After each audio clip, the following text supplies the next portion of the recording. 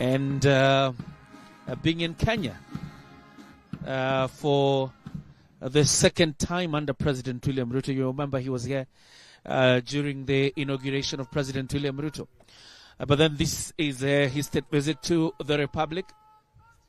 And you remember last week there are several deals that were signed between Kenya as part of a joint ministerial commission bordering on trade, issues of tourism and wildlife, the blue economy. And to access the sea, Ethiopia really needs the Republic of Kenya, particularly through the Lamu port. And these are some of the deals that you expect to be signed inside here. So after the dismissal of the parade, the President and the Prime Minister, together with the delegations, will retreat for bilaterals. It's not something you really expect to stay for so long, owing to the fact that there was a joint ministerial commission last week. So today is just polishing up and, familiarization, and then the signing, and then the two leaders will join us out here for a joint press conference between the President and the Prime Minister.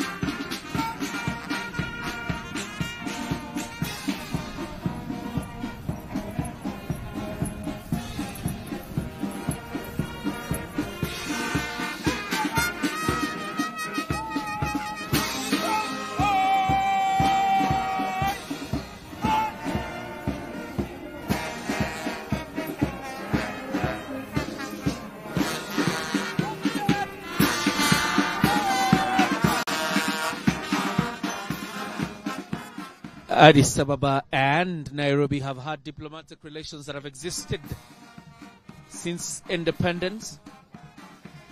And to cement that relationship is that requirement for visa, that no Kenyan requires a visa to enter into Ethiopia, nor does an Ethiopian need a visa to access Kenya. In fact, as late as a few weeks ago, Ethiopia was exempted from the new requirements for anybody visiting Kenya, the visa-free entry, where you just fill the electronic traveler requirement. Ethiopia was exempted from it, owing to the relationship that Nairobi has had with Addis Ababa. President William Ruto introducing his ministers to Prime Minister Abiy Ahmed, up to the Deputy Chief of Staff, that is Joseph Nanok, and then the Prime Minister of Ethiopia will have the moment now to introduce his delegation.